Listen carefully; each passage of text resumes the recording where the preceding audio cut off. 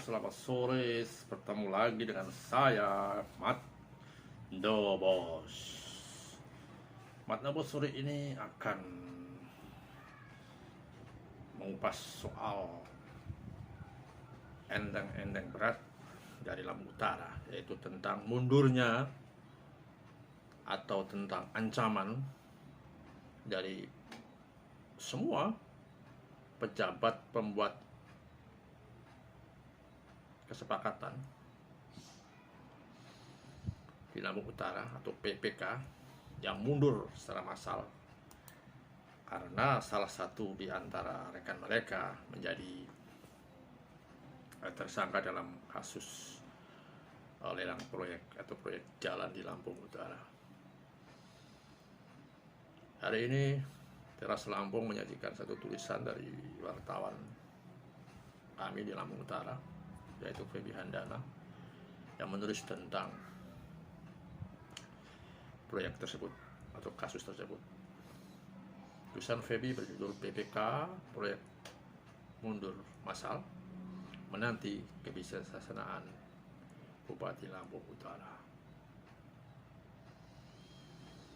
Tulisan Feby ini mengulas tentang bagaimana sikap pemerintah Lampung Utara untuk Pemkab Lampung Utara, terutama Bupati Lampung Utara dan pejabat tinggi mereka yang terkait, yaitu Dinas PUPR, yang terkesan lepas tangan dengan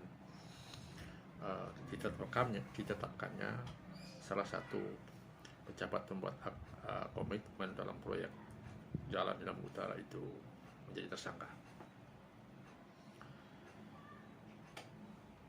Berdasarkan tulisan Feby, diketahui bahwa pengunduran massal itu memang bermula atau dipicu oleh penahanan terhadap YA, yaitu PPK di Lampung Utara.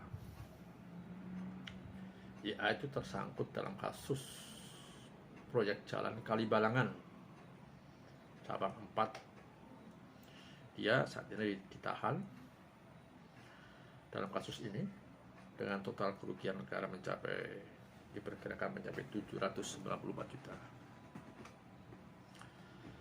Nah, yang menjadi pertanyaan Feby ini adalah, seandainya seluruh pejabat pembuat kesepakatan ini, pembuat komitmen ini mundur, maka akan terjadi masalah besar dalam pelaksanaan proyek di Lampung Utara. Karena jika mundur kemudian tidak ada penggantinya atau sulit mengadakan penggantinya, maka bisa dipastikan bahwa sepanjang 2022 nanti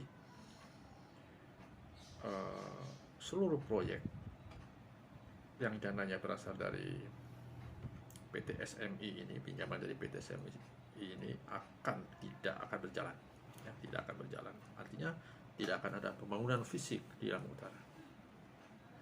Setidaknya adalah pembangunan fisik yang dananya bersumber dari PT SMI. Begitulah saudara. Nah, masalahnya adalah ketika seorang pejabat itu ditahan, menjadi pertanyaan Feby ini adalah, seandainya seluruh pejabat pembuat kesepakatan ini, pembuat komitmen ini mundur, maka akan terjadi masalah besar dalam pelaksanaan proyek di Lampung Utara. Karena jika mundur kemudian tidak ada penggantinya atau sulit mengadakan penggantinya, maka bisa dipastikan bahwa sepanjang 2022 nanti seluruh proyek yang dananya berasal dari PT SMI ini, pinjaman dari PT SMI ini tidak akan berjalan, tidak akan berjalan. Artinya tidak akan ada pembangunan fisik di Lampung Utara. Setidaknya adalah pembangunan fisik yang dananya bersumber dari PT SMI. Begitulah saudara. Nah, masalahnya adalah ketika seorang pejabat itu ditahan, sementara pejabat itu sebetulnya sudah melaksanakan tugasnya dengan yang menurut dia dengan baik, mestinya ya adalah upaya pembelaan atau upaya perlindungan terhadap dia, misalnya memberikan bantuan pengacara sehingga PPK ini tidak merasa dikorbankan atau tidak merasa berjuang sendirian. Nah, yang bisa dipetik, pelajaran yang bisa dipetik dari kasus ini adalah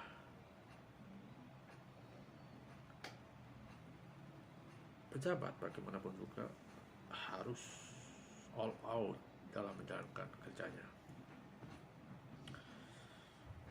Ketika dia sudah all out, kemudian ternyata di tengah perjalanannya ada persoalan, maka memang dia harus mempertanggungjawabkan pekerjaannya itu, apapun risikonya. Dan semestinya pejabat daerah yang telah memberikan tugas atau memberikan tanggung jawab terhadap pejabat itu mestinya juga turut menanggung bebannya, atau setidaknya tidak membiarkan anak buahnya itu menjadi korban atau dibiarkan menghadapi persoalan yang sebetulnya tidak bersumber dari dia sendiri, tetapi bersumber dari tugas atau tanggung jawabnya dia sebagai pelaksana proyek atau sebagai pejabat pembuat komitmen. Begitulah saudara, mestinya begitu.